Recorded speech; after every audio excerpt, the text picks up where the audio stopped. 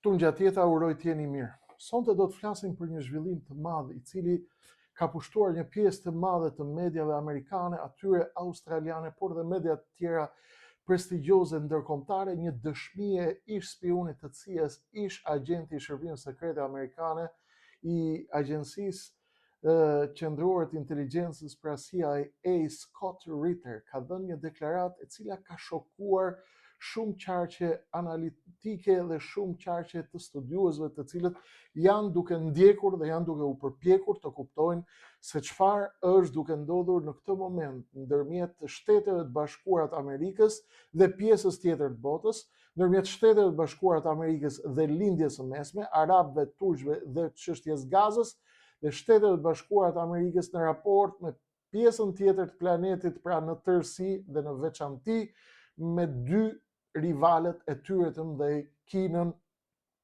dhe Rusin, pra Xi Jinping dhe presidentin Putin. Ka dy dëshmi të jashtëzakonshme, të fuqishme, të cilat unë i kam sjell për ju sonte, të cilat në një farë mënyre apo në një tjetër zbulojnë edhe misterin e madh të pjesës më të madhe të asaj që fshihet pas planit të madh, panikut të madh të Pentagonit dhe planit të Pete Hegseth, sekretari amerikan i mbrojtjes, për të sjellë të gjithë generalet me 4 yje dhe këshilltarët e tyre në Virginia të Shtetet e Bashkuara të Amerikës.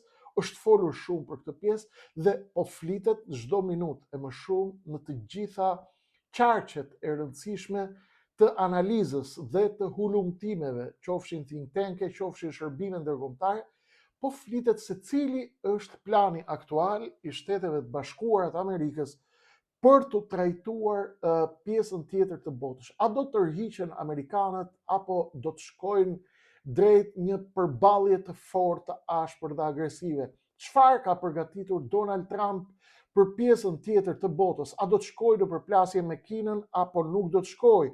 A do të përplaset me Rusi në Ukrainë apo do ta lërë Ukrainën në mes të rrugës?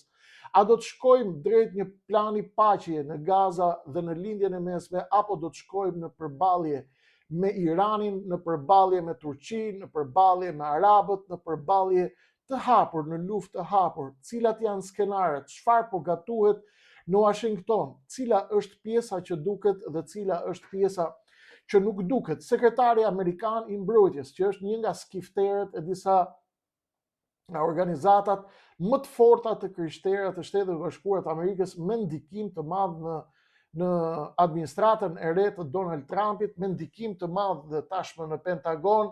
Cili është plani i tij vërtet? A do të shkojnë të përballen apo do të shkojnë të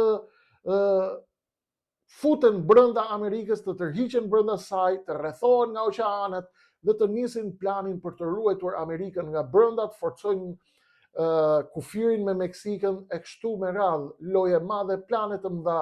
Do t'i zbulojmë të gjitha sonte, por përpara se t'i zbulojmë, ashtu siç ju kam thënë gjithmonë, përpara se t'i zbulojmë të gjitha këto të dhëna të cilat vijnë nga burime shumë të rëndësishme dhe do t'i dëgjoni këtu në këtë kanal, në Akademinë Gjeopolitike të Lëvizjes Adeu, tek kjo dritare mediatike e Krishnik Osmanit. Ju duhet ta mbështesni kanalin, bëni subscribe ju gjithë që nuk e keni bërë dhe çojani videon pjesës tjetër shqiptarëve tani të hyjmë tek detajet se çfarë fshihet pas gjithë këtij misteri dhe cili është vendimi i madh që ka marrë Amerika për botën. Deklarata të dy personazheve të fuqishëm, interesant, ish spiuni dhe ish agenti i CIA, Scott Ritter, dhe një nga personazhet më me ndikim sot në administratën Trump dhe me peshë shumë të rëndësishme në lojën e lindjes të mesme, ambasadori i Shteteve të Bashkuara të Amerikës në Ankara dhe emisari personal i Donald Trumpit për Sirinë, për Libanin dhe për lindjen e mesme, Tom Barrack. Çfarë kanë deklaruar dy personazhet e pazakonta, çfarë flitet, çfarë po gatuhet, do ta zbulojmë tani përpara se të nisim. Shpërndajeni videon dhe bëni subscribe kanal.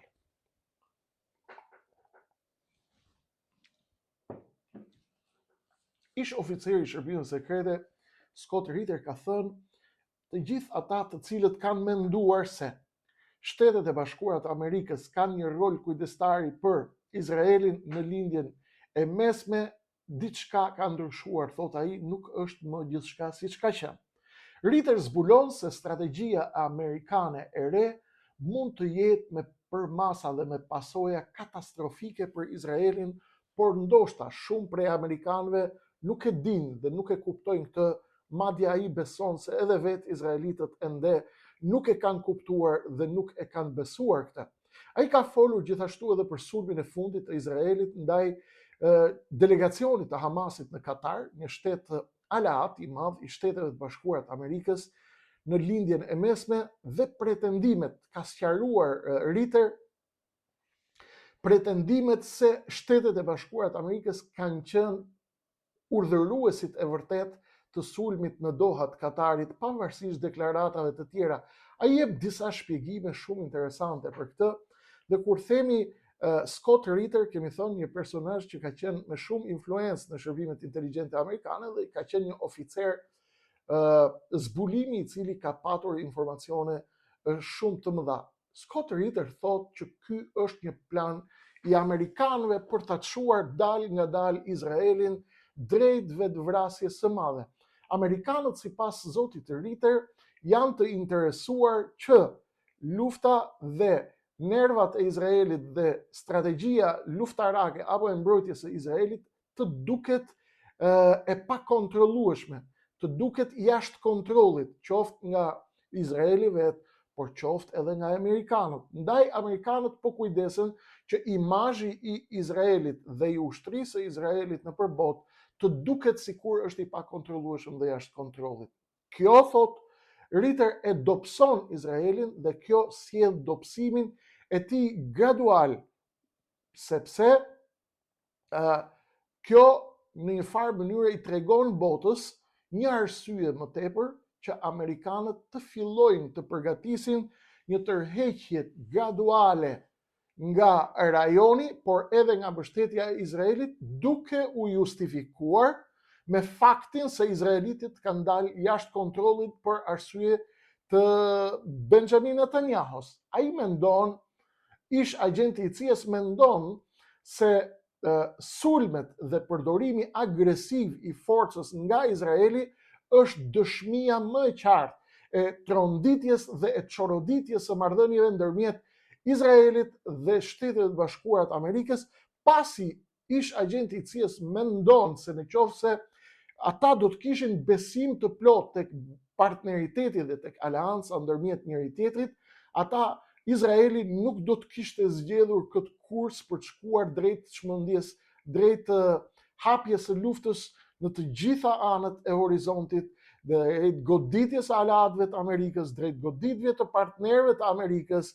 Ish oficeri amerikan tregon se kjo politikë e Amerikës do të zbulojë në një mënyrë apo në një tjetër edhe pafuqinë e tyre dhe mungesën e vendosmërisë së Amerikës për të marrë vendimet e duhura dhe për të marrë qëndrimet e duhura në rajonin e lindjes së mesme, çka do t'i jap mundësi rusëve dhe kinezëve që të përgatisin dhe të çojnë përpara planin e tyre, ose për ta zbythur ose për të krijuar të çara dhe korridore të reja për të zëvendësuar influencën amerikane në lindjen e mesme.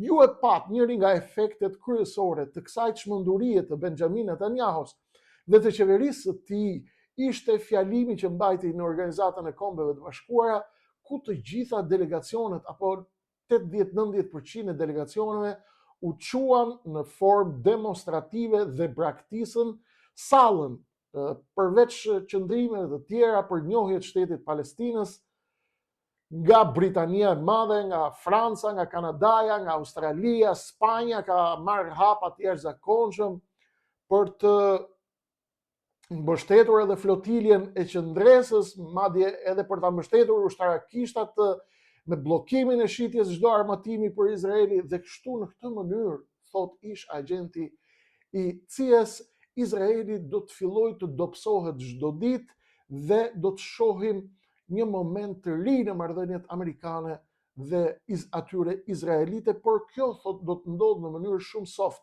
në mënyrë shumë të butë. E pyesin gazetarët australianë dhe i thonë, zoti Ritter, a mund të vijë një ditë apo të vi vërtetësisht një moment në të cilin ne do të shohim një Amerikë e cila nuk do të ngrihet më e gjitha në këmbë kur t'i vi thirrja e Izraelit për ndihmë, atë mund vi një moment i tillë.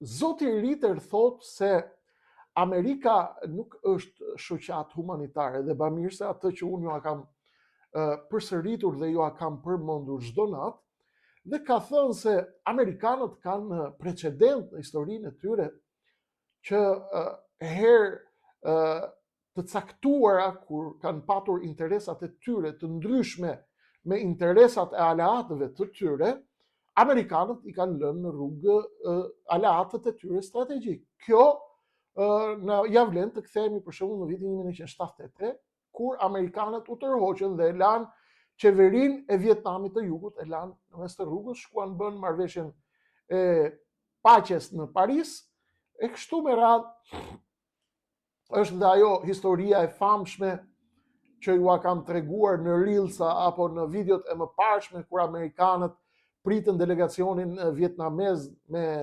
hotele me 5 yje në Paris, por ata shkuan në vend të hoteleve që i kishin rezervuar Amerikanët, shkuan të flenë tek shtëpitë e studentëve vietnamez që kishin shkuar për studime në Paris. Izraeli, në fakt, thot Ritter, përveç se e di këtë fakt, që Amerika i ka lënë Vietnamin në mes rrugës, mund të jetë duke lënë edhe Ukrainën sot.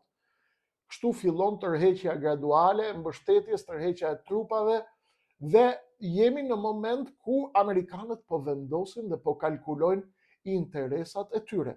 Dhe Izraeli ka nisur tashmë ta kuptoj dhe të besoj se ata po kthehen, Tel Avivi po kthehet dhe veçanërisht Benjamin Netanyahu janë duke u kthyer në dhimbje koke për Shtetet e Bashkuara të Amerikës, dhe duket qartë që Izraeli sot ka një kosto shumë të lartë për Shtetet e Bashkuara të Amerikës dhe një faturë shumë të madhe që po e paguajnë Amerikanët.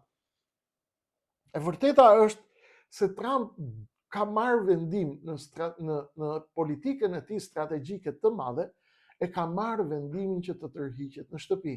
Ka marrë vendimin e diplomacisë ekonomike, të bëjmë biznes më mirë se të bëjmë luftë. Ka marrë vendim tërheqjen e trupave brenda Amerikës. Ka marrë vendim të rrethohet me 2 oqeanet, të mbroj kufirin me Kanadan, të mbroj kufirin me Meksikën dhe të forcoj shtëpinë e vet nga brenda dhe jo të shkojë të hap luftra për llogaritë Izraelit.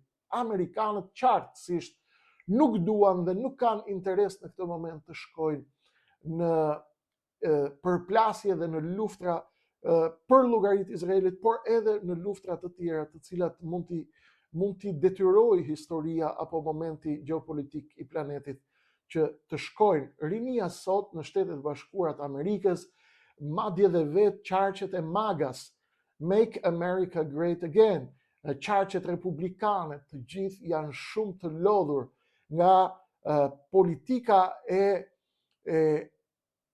verbër e shkuarjes pas të Izraelit dhe faturat e mëdha. Janë shumë të shqetësuar për faturat e mëdha që po i paguan autoriteti Amerikës dhe legitimiteti i saj si lojtar dominant i planetit, si komandant i hemisferës perëndimore, por edhe si kryetar i bordit drejtues të gjitha institucioneve ndërkombëtare, mbi të cilat ndërtohet legitimiteti i rendit botëror nga viti 1945, pra pas luftës së dytë botërore, deri në rënien e murit Berlinit dhe më pas deri në sulmin e Vladimir Putinit në 24 shkurtin e 2022 në Ukrainë, që ishte edhe fillimi i thyrjes së rendit botëror. Cila është optika dhe vizioni amerikan ka ndryshuar. Shteti palestinez, thon amerikanët, është përgjegjësia e arabëve, le ta zgjidhin ata, është paaftësia e arabëve për ta zgjidhur, sepse arabët thot e kanë shitur bashkë me ata të tjerët, të cilët therrasin gjithë ditën rrëf Palestina, por në terren nuk bëjnë asnjë gjë. Situata deklarative, emocionale, solidariteti, por në thelb askush nuk ka bërë ndonjë gjë të madhe. Dhe nuk ka asnjë dyshim që Izraeli ka ndikim të jashtëzakonshëm në politikën e jashtme amerikane dhe në State Department, pra apo në Department of State, departamentin amerikan të shtetit. Duket qartë se jemi në një moment të ri në të cilin bota është duke mbajtur frymën se kush është misteri dhe cili është vendimi i madh i Amerikës për botën ashme. A do të kemi një Amerikë e cila do të luftojë për të bërë Make America Great Again, do të bëj Amerikën të madhe sërish, apo do të kemi një Amerikë e cila do të vihet në shërbim të Tel Avivit dhe të Izraelit dhe do të bëj Izraelin të madh sërish. Kjo është dilema më e madhe. Trump thot do të bëjmë Amerikën të madhe, por nuk thot dhe nuk ka premtuar amerikanëve as magës se do të bëjmë Izraelin e madh. Ndaj dhe kjo po ushtron çdo ditë e më shumë që të rritet presioni ndaj administratës Trump.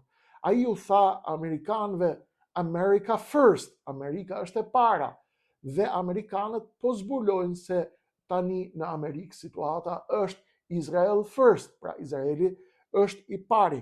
Pra, duhet ta kuptojmë se jemi në këtë moment në të cilin e gjithë bota po përpiqet që të kuptojë se cili është vendimi i amerikanëve. Për të kuptuar më shumë vendimin amerikan për botën, na duhet shkojmë tek një personazh tjetër, Tom Barrack, një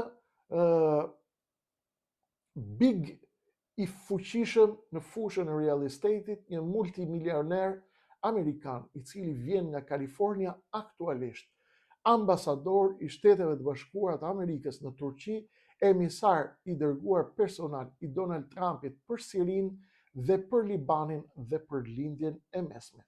Ai gjithashtu ka patur një deklaratë shumë të rëndësishme vetëm përpara disa orëve në shumë prej mediave amerikane dhe atyre britanike.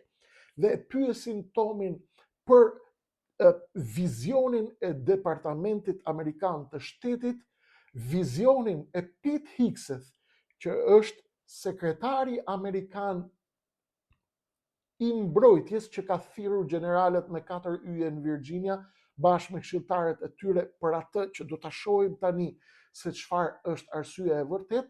Tom Barrack, një njeri i fuqishëm i real estate-it, tashmë një njeri i besuar i Donald Trumpit, që po luan me shumë kujdes të gjitha fijet e lojës jashtëzakonisht të komplikuar në lindjen e mesme në Turqi, me kurdët, me Ahmed al-Shara, me Sirinë, me Damaskun, me Beirutin, me generalin Aoun, presidentin e ri të Libanit që erdhi nga forcat ushtarake, erdhi nga ushtria, me kryeministrin e ri, me Nebi Berrin që është kryet parlamentari i Libanit, me Hezbollahët në Liban, sunitët, druzët, maronitët, të krishterët, shiitët, ndarja e lojës, ndarja e ekuilibrave, riformatimi i rajonit gjeopolitikisht dhe strategjikisht. Dhe Tom Barrack vjen pyetet nga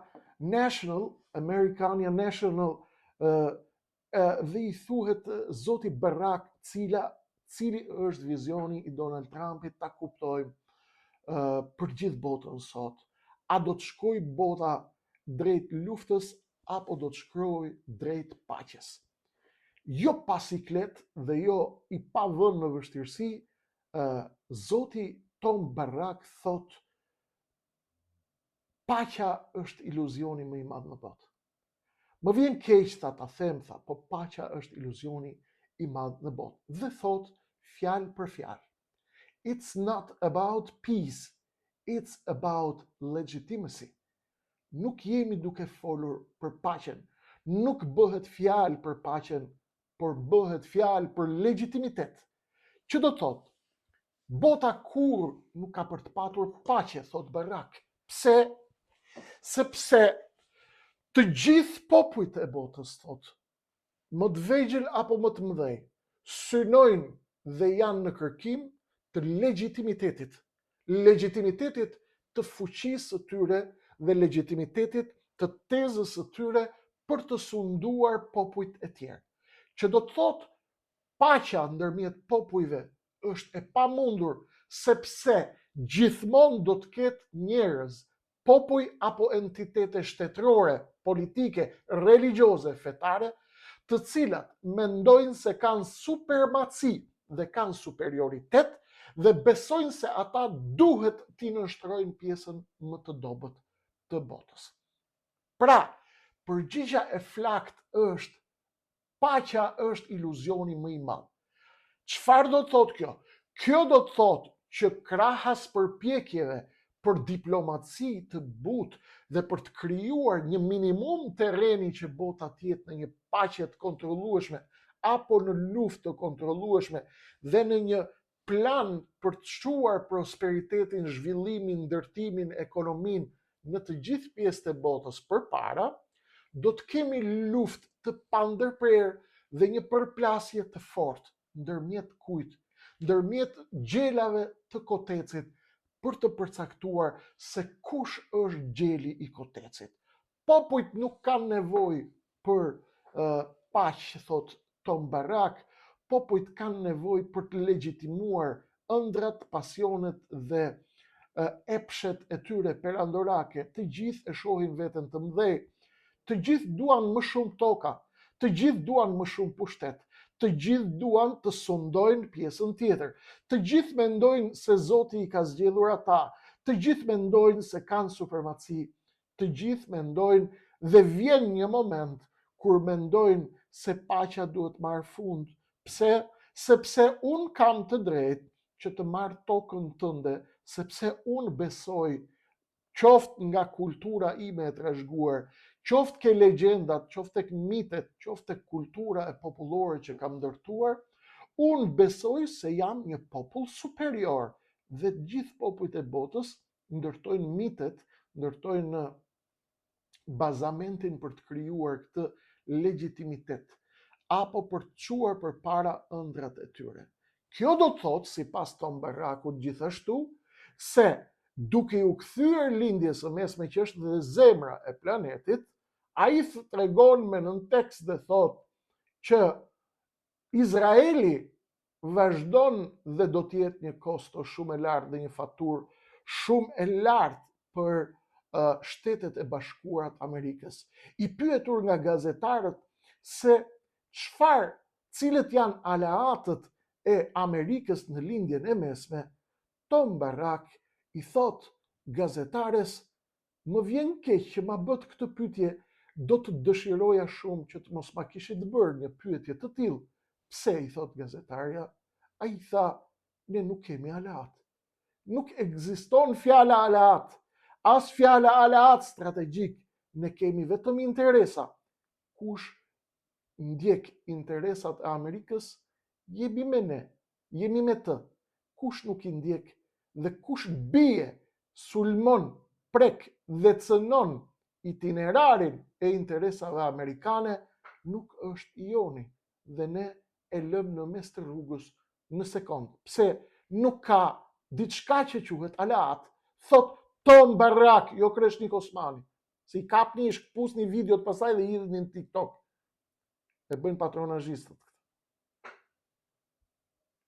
Nuk ka. Dhe ne zonjë e nderuar, thot, si besojmë as kujt, thjesht as kujt. Ne nuk kemi aleat. Tha, as turqve si besoni? Jo, tha, si besojmë ne turqve. Arabëve i besoni këtit Al-Shara? Jo, tha, nuk i besojmë. As kemi për t'i besu kur. Dhe as ai s'na beson ne. As turqit s'na besojnë, as arabët. Turq, arabe, iranian, tha, e kuptuam që si ke aleat. As Izraelit nuk i besoni? As Izraelit as i besoni. Kuptoni ku po mrim situata? A kuptoni si është bota? A kuptoni çfarë po lëvizi, si po lëviz bota? Këtu ju mbajnë me rena, këtu ke televizionet e piprave dhe të kokoshkave. 2000 ekspert natë për natë. Mori fund Putini, mori fund Pekini. Ra Amerika, iku Izraeli, pralla me mret. Loja është më e madhe se kaq. Loja shumë e rrezikshme. Ne dha si besojmë kërkujt. as na beso kërkush. As Izraeli tha, po që Izraeli tha? Izraeli tha, është një popull dhe një kombë i cili ka një pozicion të veçantë tek zemra e popullit amerikan. Por Amerika tha tashmë është e ndarë edhe për rolin e Izraelit dhe Izraeli nuk guxon të marrë Amerikën dhe ta çojë në xhehenem dhe në ferr, sepse ky konsiderohet hap që shkatëron interesat e Amerikës në rajon. Vërtet interesat amerikane në rajon ruhen nga Izraeli dhe Amerika e ka Izraelin alat strategjik dhe i çon 3 deri në 5 miliard dollar që i ka një qime nga qafa për Izraelin, ato 3 deri në 5 miliard dollarët, sepse Izraeli ka ndikim dhe pushtet të frikshëm, thesar në departament shtetit, në senat, në kongrese, ku do, javë për javë ka nga 200 peco grosso, koka të mdha nga kongresi, nga senati, nga politika, për shëtitje gjitha ultra all inclusive paguara në Tel Aviv. Tu shëtite, tu bë qefe, duke hëngër, duke pi, duke kërcy. Pse se do të ruaj ndikimin në këtë moment, kur Izraeli po e kupton që Amerikanët kanë filluar të think indifferent, pra të mendojnë ndryshe. Duke folur për situatën në lindjen e mesme, Tom Barak sjell edhe një zbulon në një farë mënyre edhe një mister tjetër që lidhet me vendimin e madh të Amerikës dhe faktin se paqja është një iluzion.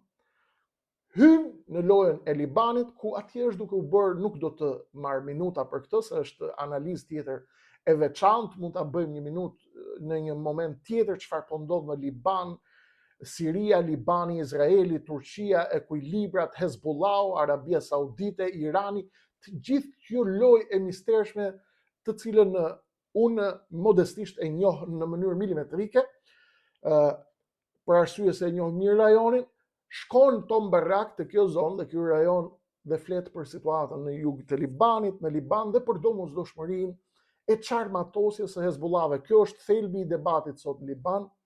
A do të mundet të çarmatosen Hezbollahët dhe t'ja dorëzojnë ushtrisë së Libanit armatimet e tyre, dhe ushtria e Libanit bashkë me presidentin aktual dhe kryeministrin aktual janë miq të Amerikës apo njerëz të cilët Amerika i sheh me sy të mirë.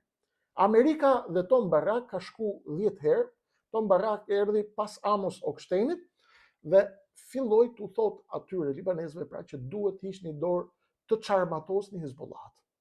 Të çarmatosësh Hezbollahët, që janë 70.000 trupa të armatosur deri në 100.000, edhe pse kanë marrë goditje shumë të fuqishme pas vrasjes së gjithë leadershipit politik dhe ushtarak dhe vrasjes së liderit të tyre Hasan Nasrallah, vazhdojnë të kenë një fuqi të madhe dhe këtë zbulon Tom Barak, i cili thotë ata duhet ta çarmatosin Hezbollahun, por nuk e çarmatosin Hezbollahun sepse sulmet e përditshme të Izraelit i japin justifikim Hezbollahut që t'i thot popullit libanez, mua më duhen armët për të mbrojtur Libanin nga Izraeli. Kaq e thjesht.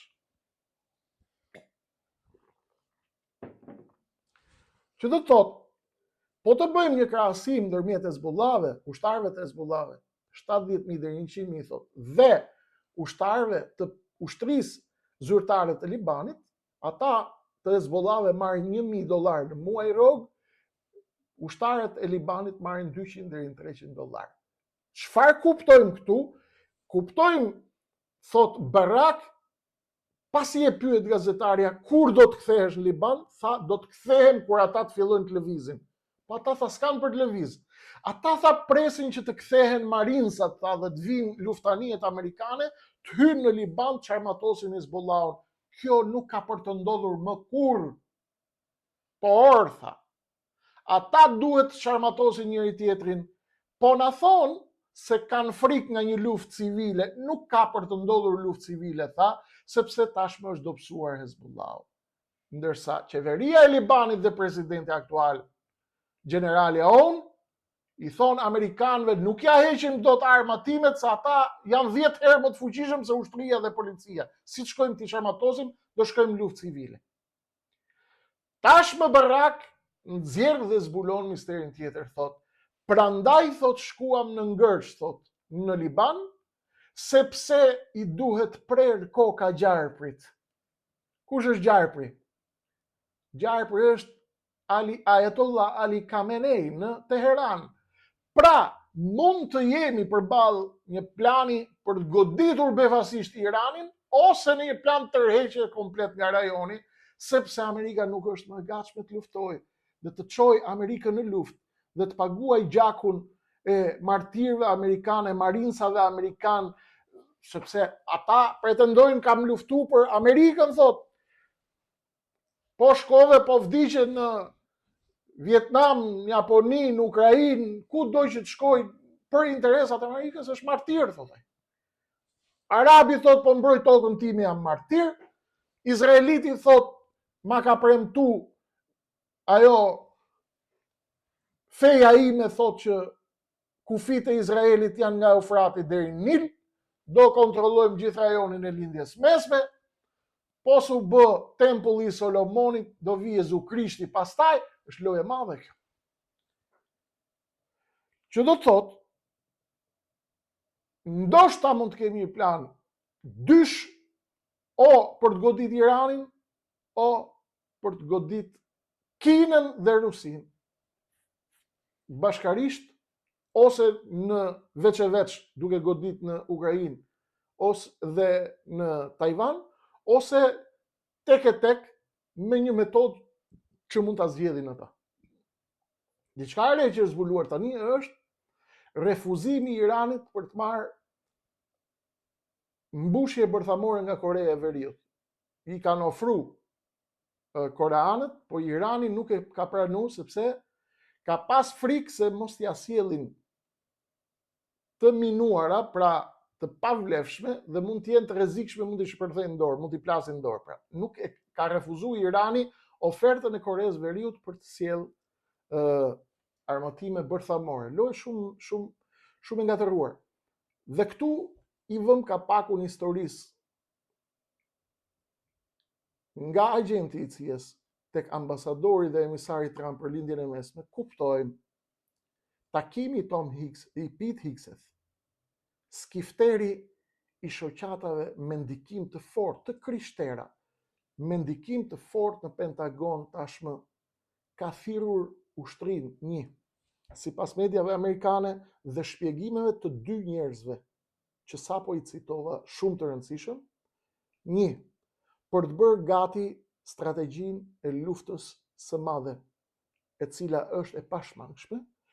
Kjo luftë mund të jetë edhe direkte, edhe e ndarë dhe e coptuar në fragmente të ndryshme kohore, pra sulm në tërheqje.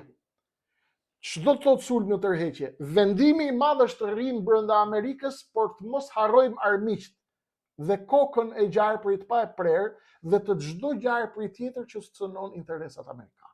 Një. Dy, vënia në test e generalëve dhe kontrolli i tyre, pra sa të përgjegjshëm janë dhe sa kanë gatishmëri për t'ju përgjigjur thirrjes, pra për të treguar besnikërinë e tyre ndaj sekretarit amerikan të shtetit, a do të tregohen besnik apo do ta dredhin. 3. Mediat amerikane kanë thënë se Pete Hegseth, sekretari i mbrojtjes, do të mbajë një fjalim ku do t'i mobilizoj ata dhe do t'i njohë me planin e Departamentit Amerikan të Mbrojtjes për përballjen dhe luftën e ardhshme dhe për vatrat e tjera. Dhe 5, shkarkimi i disa prej tyre, të cilët nuk i përkasin asaj që konsiderohet nga Pete Hegseth dhe Pentagoni besnikërisë ndaj administratës aktuale. Dhe e fundit është njohja e generalëve me planin e ri të Shtetet Bashkuara të Amerikës për lojën e ardhshme, por nuk është e çuditshme dhe e befasishme që të jetë duke u folur edhe për një plan tjetër të cilin nuk e di askush. Mund të jetë plan top secret, të cilin kush pretendo se e di, po në rastin më të mirë është idiot, në rastin më të keq pastaj është është diçka më keq se kaq. Loja është e madhe, zhvillimet janë të mëdha, do t'i kuptojmë bashkarisht. Orë pas ore, minutë pas minute, të gjithë ju që ndejë deri në fund videos, ju falenderoj, ju përqafoj të gjithëve, dhe mbështeteni kanalin, qoheni tek pjesa tjetër e shqiptarëve, sepse do të dëgjojmë këtu atë që nuk e dëgjoni në asnjë media tjetër. Ju përshëndes gjithëve, ju uroj fundjavë të mbar. Kaq kishim për sonte, pjesën tjetër ju e dini vetë, vijon në numrin e ardhshëm.